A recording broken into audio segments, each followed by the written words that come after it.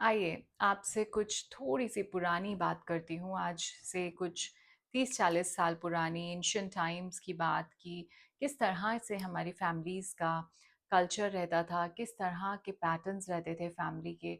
और क्योंकि पितृपक्ष चल रहा है और हमारे एंसेस्टर्स की ब्लेसिंग्स हमेशा हमारे साथ रहें, तो उन्हीं की कुछ बातें याद करेंगे और कैसे हम आज की लाइफ में भी उनकी ब्लेसिंग्स उसी तरह से ले सकते हैं, उसके लिए भी आपके साथ में कुछ रिचुअल्स शेयर करूँगी मैं।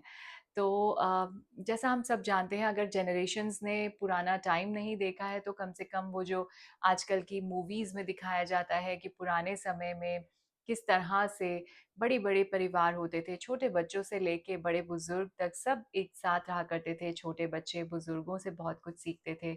और कैसे घर होते थे, मिट्टी के घर, लकड़ी के दरवाज़े, और जो मेन डोर होता था घर का वो बहुत बड़ा, सॉलिड और अच्छा लकड़ी का बना हुआ, जिसकी कि एक बहुत मोटी चौखट होती थी जिसको हम दहलीज़ भी बोलते थे। बोला जाता था ना, इस दहलीज़ के पार कदम मत रखना, टाइप्स डायलॉग्स आपने सुने होंगे मूवीज़ में। तो वो चौखट का बहुत बड़ा एक रोल हमेशा से रहता था। आजकल के टाइम में मॉडर्न हाउसेज़ में तो चौखट बनाई ही नहीं जाती, परंतु जो चौखट है उसका मतलब ये है कि इस घर का बॉर्डर है, बाउंड्री है ये। इसके अंदर जो है वो घर के लोगों की एनर्जीज़ हैं, और इस चौखट के बाहर जो है वो सब स्ट्रेंजर वर्ल्ड है। और अगर किसी को इस चौखट के अंदर आना है तो वो पॉजिटिव एनर्जी होनी चाहिए, इस बात की इंश्योरिटी, ये श्योर होना। आपने अभी भी देखा होगा रिलीजियस प्लेसेस पे जब आप जाते हैं, गुरुद्वारा, मंदिर, वहाँ पे चौखट होती है। हम उस चौखट में जो एनर्जीज़ होती हैं, हम आते हुए वहाँ पर हाथ जोड़कर, माथा टेक कर आते हैं। तो इसी तरह से हमारे घर की चौखट होती थी।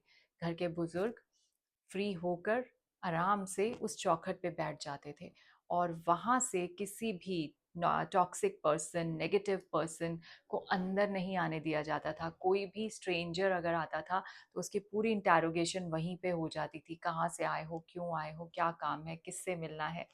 आज के टाइम में ऐसा कुछ नहीं होता। डोर बेल्स लगी हुई हैं और ऑटोमेटिक लॉक्स हैं। बुज़ुर्गों के पास नहीं टाइम है। इनफैक्ट हम जॉइंट फैमिलीज़ में नहीं रह पाते हैं बिकॉज़ ऑफ बहुत सारी चीज़ें, बहुत सारी हमारी मजबूरियाँ। बच्चों को पढ़ने जाना है, बच्चों को सेटल होने जाना है, अपने घर से दूर जाना है, फॉरेन लैंड्स जाना है। सो जो फैमिलीज़ हैं वो न्यूक्लियर बन के रह गई हैं।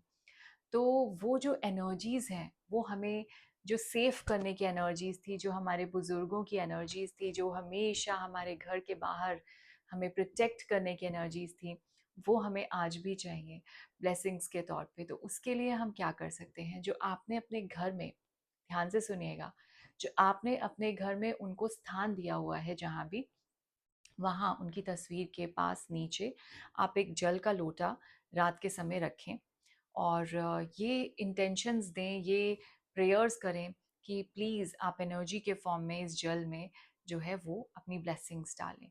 और क्योंकि हम सब जानते हैं जल में जीवन है, तो वो जो जल है उसकी एनर्जीज़ वैसी हो जाती हैं। उसके बाद सुबह उठकर नहा धोकर आप उस जल का छींटा अपने घर की दहलीज पे दीजिए, अपने घर के चौखट पे बाहर, मेन डोर के बाहर दीजिए, और ये प्रे कीजिए कि आप, थैंक यू सो मच हमारे इंसेस्टर्स के लिए कि आप यहाँ पर रहकर हमारी जो फैमिली है, घर है, इसमें कोई भी नेगेटिव एनर्जी, टॉक्सिक एनर्जी नहीं आने दें। और अपने घर में भी आप छींटा दे सकते हैं। और ये जो एनर्जीज़ का आप जल का छींटा आप देते हैं, आप एक्चुअली फ़ील करेंगे उनकी ब्लेसिंग्स, उनकी सेफ़गार्डनेस, उनकी प्रोटेक्शन हमेशा आपकी और आपकी फ़ैमिली को जो टॉक्सिसिटी है उससे दूर रखेगी, नेगेटिविटी से दूर रखेगी। एंड सेकंड थिंग, जो लोग पितृपक्ष में नहीं, उनको पता चला कब उनके बुजुर्गों का तिथि थी श्राद्ध की, हमने नहीं परफॉर्म किया, या हमारा कुछ इतना ज़्यादा बिजी चल रहा था हम नहीं कर पाए, तो आप हाथ जोड़कर माफ़ी मांगिए। और 2 अक्टूबर को जो सर्वपितृ अमावस्या का श्राद्ध है, उस दिन सभी एंसेस्टर्स की एक साथ तर्पण करवा दीजिए, पूजा करवा दीजिए, एंड ब्लेसिंग्स लीजिए। तो ये 2 चीज़ें हैं जो कि जो फैमिलीज़ फॉरेन लैंड्स चले गए, अब्रॉड चले गए हैं, वहाँ पे पॉसिबल नहीं है पूजा पाठ ये सब करना, तो स्पिरिचुअली कनेक्ट फ़ील कीजिए। ये जल वाला जो रिचुअल है, ये तो आप हमेशा कर सकते हैं और करना भी चाहिए।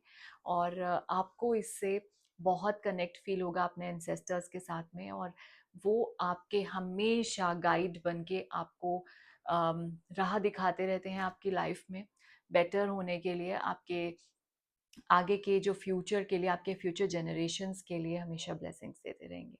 तो start performing it, these two rituals, हमेशा इसको ध्यान रखें। और सर्वपितृ अमावस्या पे अपने पितरों के नाम पे जो भी डोनेट करना चाहें आप वो कीजिए, और ये आप थ्रू द ईयर भी कर सकते हैं। Thank you so much, and stay blessed, stay happy.